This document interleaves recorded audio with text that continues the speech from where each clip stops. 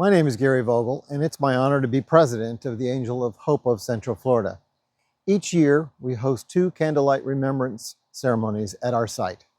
One on October 15th, which is a National Day of Remembrance for pregnancy and infant loss, and another on December the 6th for parents who've lost a child of any age. If you're watching this video, it's probably because we had to cancel the December the 6th remembrance ceremony because of severe weather. It was an agonizing decision for us to make. After 15 years of hosting the remembrance ceremony without a problem, we just weren't willing to take the chance that the weather was going to be kind to us. So we decided to put together this video that would incorporate some of the important elements of our ceremony. I hope this video in some way meets your need to remember your child. I would like to start this video by acknowledging the support we've gotten throughout the years, because without this support, we wouldn't exist. First of all, the City of Altamont Springs for hosting the statue in one of their public parks, and to the Parks Department itself for taking such good care of the site and our statue. Also, Mayor Pat Bates and the City Council, and David Perkins, who is our liaison with the city. Baldwin Fairchild Funeral Homes and Cemeteries for the donation of the base for our statue. Advent Health Foundation, who supported us with matching funds that helped us achieve our financial goal. I'd like to thank the Finley Project and Noel Moore for their continuing support over the years.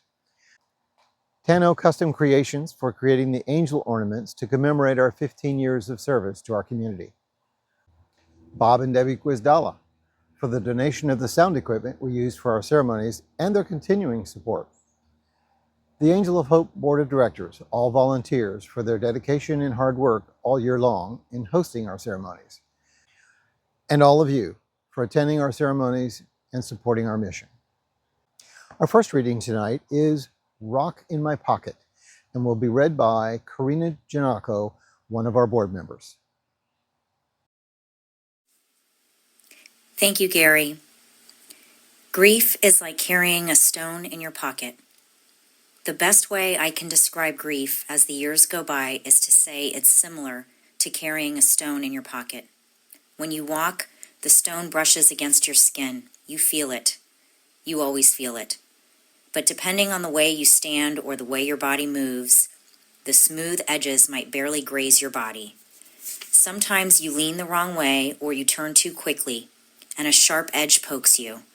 Your eyes water and you rub your wound, but you have to keep going because not everyone knows about your stone, or if they do, they don't realize it can still bring this much pain. There are days you are simply happy now. Smiling comes easy and you laugh without thinking. You slap your leg during that laughter and you feel your stone and aren't sure whether you should be laughing still. The stone still hurts. Once in a while, you can't take your hand off that stone. You run it over your fingers and roll it in your palm and are so preoccupied by its weight, you forget things like your car keys and home address. You try to leave it alone, but you just can't. You want to take a nap, but it's been so many years since you've called in sad, you're not sure anyone would understand anymore, or if they ever did.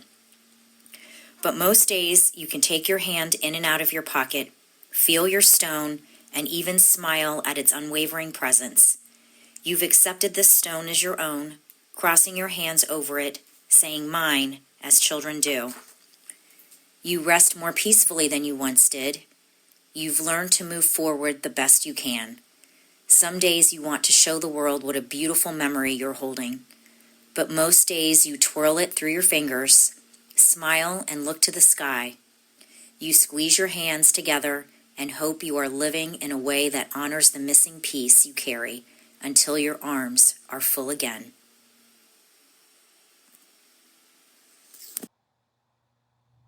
Thank you, Karina. Music has always been an important part of our ceremonies from the very beginning. Our song tonight, You'll Be in My Heart, will be performed by Eric Ervast Salmon, a music therapist with Advent Health Orlando.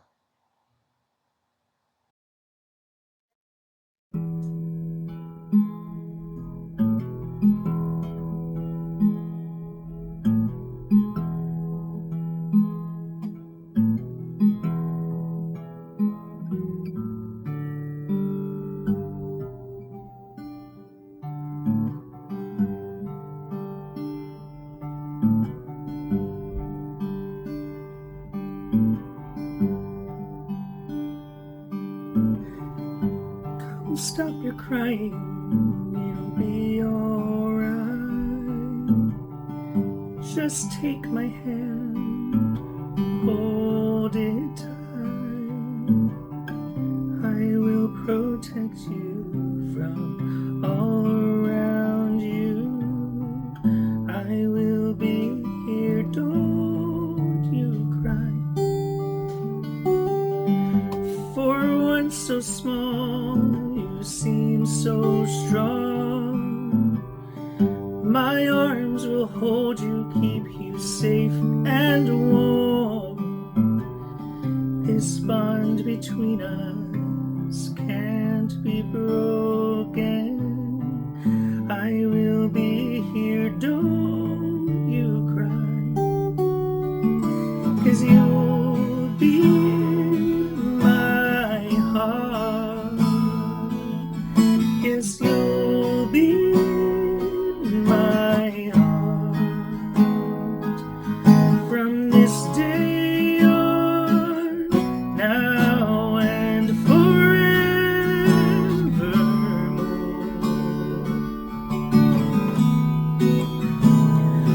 Ooh, you'll be in my heart.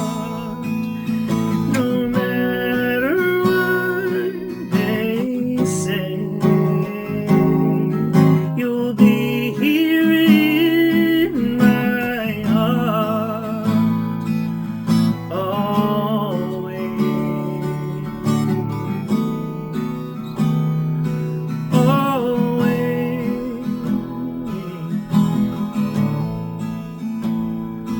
I'll be with you.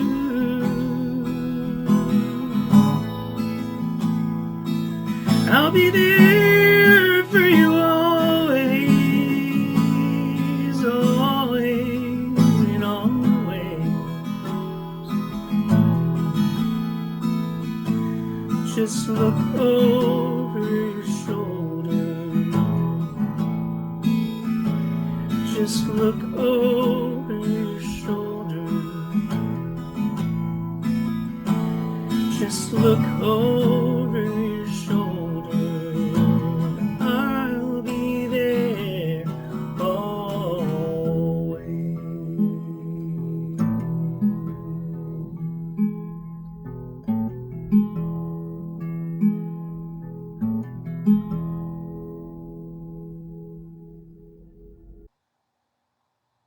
Thank you, Eric. Our mission is based upon our intimate knowledge of the need we parents have to remember our children and to have a physical place where we feel that we are with them, a physical place that represents hope in our journey of grief. That's how the Angel of Hope came to be, based upon a grieving parent's need to remember.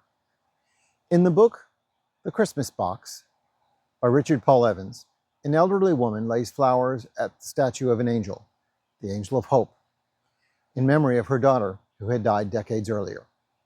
Grieving parents found validation in her action and asked the author about the location of the statue.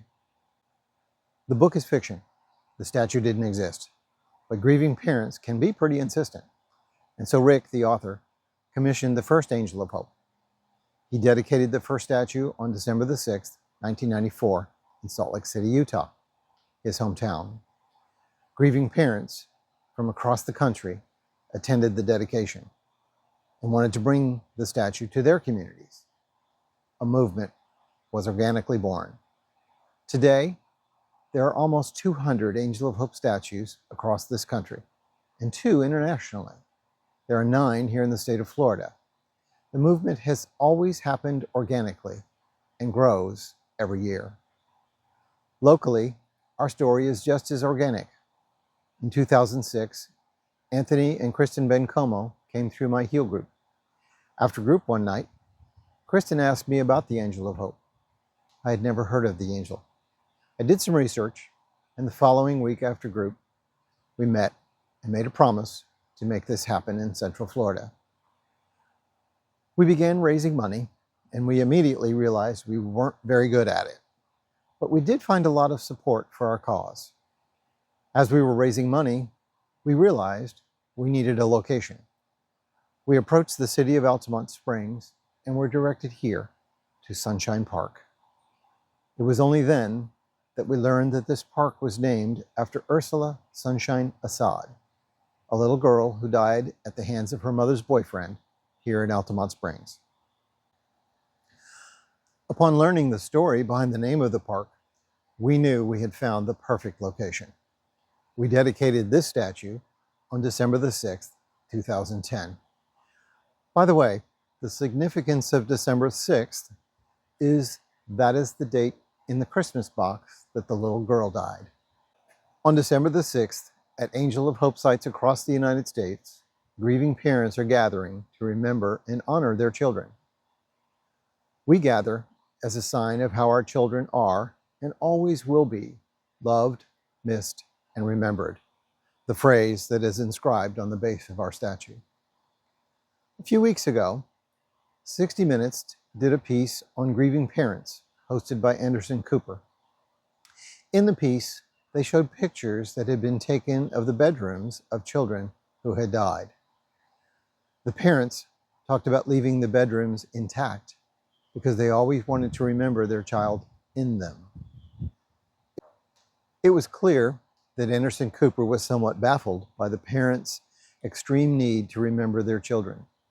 He was trying to relate to the parents' loss through his loss of his mother.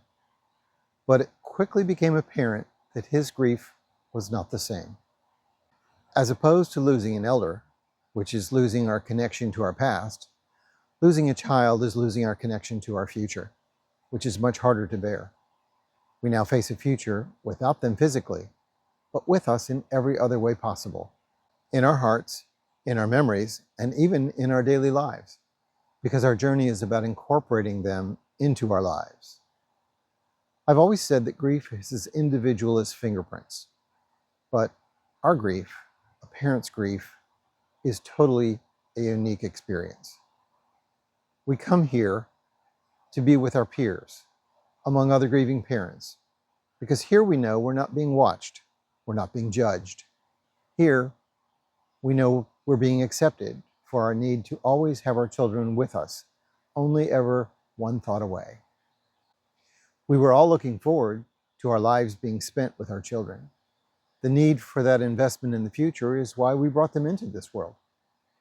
And we still have that need to spend the rest of our lives with our children. Fulfilling that need is our journey of grief. We all have people around us that care about us, that want the best for us, and they try to be supportive in their own way.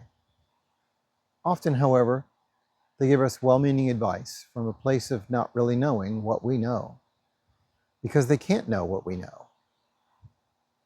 And to be honest, we don't want them to know what we know.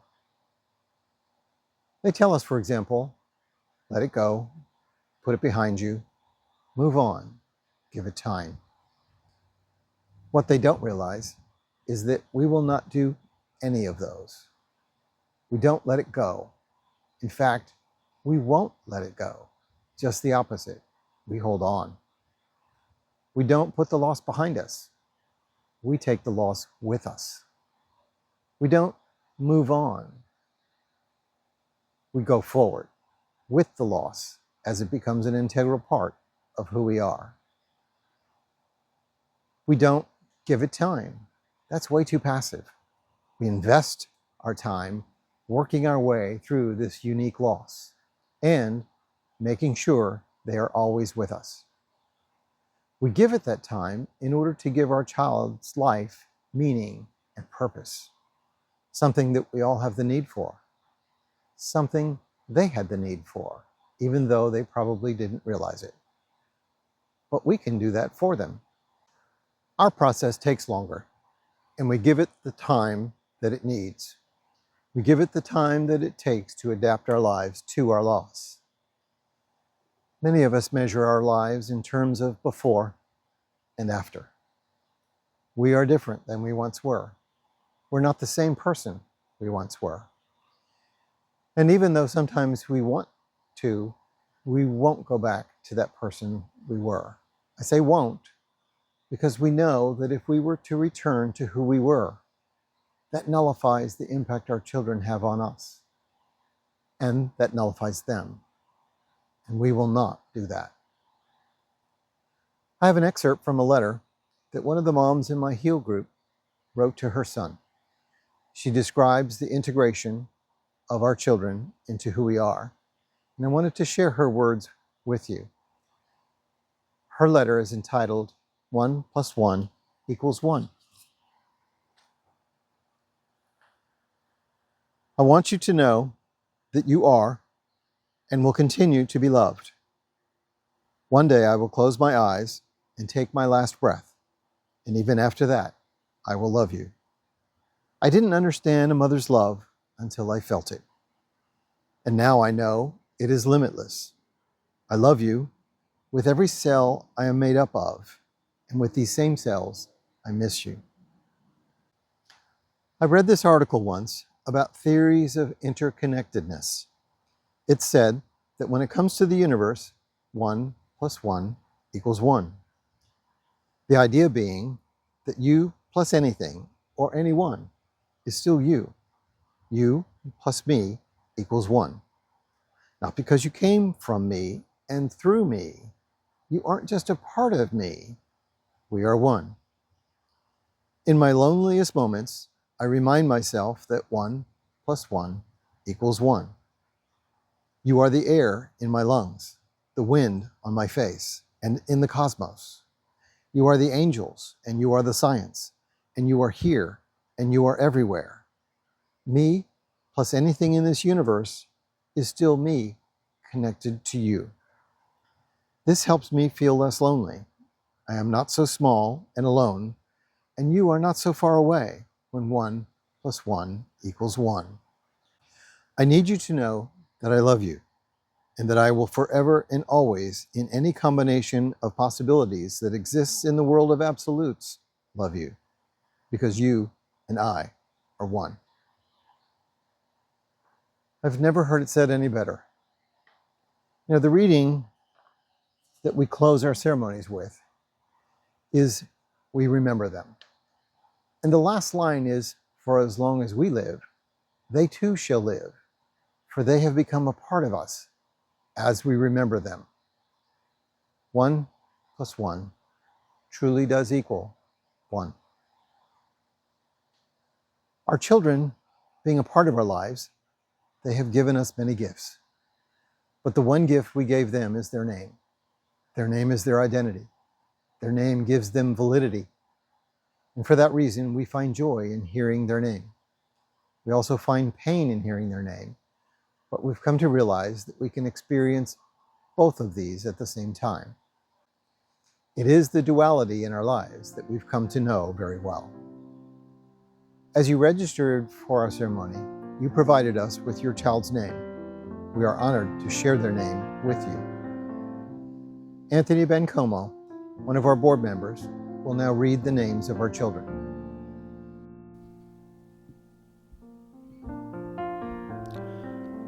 Donald Gerald Fernley,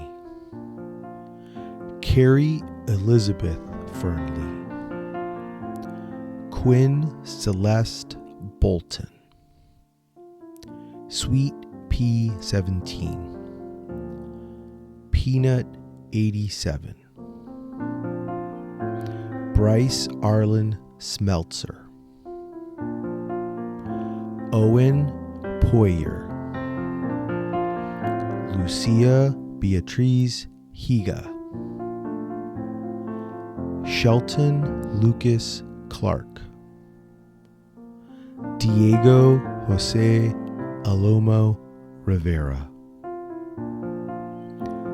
Stephen Stevie Zachary Alford. Jaylani Linares. Joy Marie Castillo. William Joe Lopez Sotomayor. Kyle Gilbert. Charlie Guizdala. Stephen Sakamoto. Christopher Randall Hawes. Madeline Pylon. Cassandra May. Luna Lynn Dawson. Gianella and Gianna Rodriguez. Sebastian Michael Gallagher. Nicholas Sebastian Gallagher. Sebastian Scott Gardner. Nyla Harmony Williams. Maddox David Blankenship. Aisha Simone. Josiah Bell. Ali Elizabeth Schufert. Elani Shaw. Leonardo A. Rosado. Lunette Beatrix Kelly. Dua Chowdhury. Andrew Burkholder. Jared Burkholder. Ernie Stickle. Douglas Hicks. Jeremiah Mickelson. Jordan Shore. Max Cohen. Matthew Theodore Sanders. Joshua Stephen Carpenter. Allison Rao. Corey Roth. Maria de Welbes. Lourdes de Welbes. Antonio Gomez. Adrian Casanova. Enrique Pereira. Christopher K. Daniel Alejandro Gomez. Marcos Alejandro Gomez. Baby Herrera. Grant Harbin. Crystal Lovelace. Jacob Lovelace. Colleen Burns. Jake Hescock. Carter Robert Jensen. Otis Anderson. Lynn Cheek. James Reed. Alana Marcotte. Baby Cassie. James Henry Mills. Brian Turner. Courtney Gill. Kyle Ricker. Brent Myers. John Rather. CJ Volmerhausen. Sharon Jean Vogel. Madeline Renee Farr. Baby Nadu Hall. Samuel Johnson. Carter Robert Jensen. Lennox Thomas. Finley Elizabeth Oblander. Jason Melcher. Kayla Janako. Chelsea Vogel. Gabriella Grace Bencomo.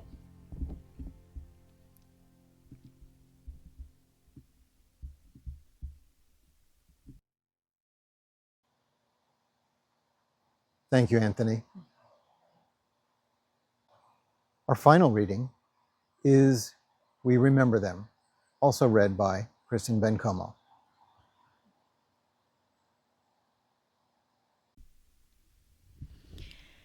In the rising of the sun and in its going down, we remember them. In the blowing of the wind and in the chill of the winter, we remember them. In the opening of buds and in the rebirth of spring, we remember them. At the blueness of the skies and in the warmth of summer, we remember them. In the rustling of leaves and in the beauty of autumn, we remember them. In the beginning of the year and when it ends, we remember them. When we are weary and in need of strength, we remember them. When we are lost or sick at heart, we remember them. When we have joys we yearn to share, we remember them. When we have decisions too difficult to make, we remember them. When we have achievements that are based on them, we remember them. So for as long as we live, they too shall live, for they are now a part of us as we remember them.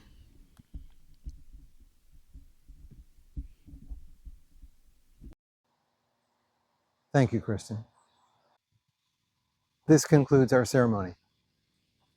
Please put on your calendar for next year, December the 6th, and we hope to see you back with us again.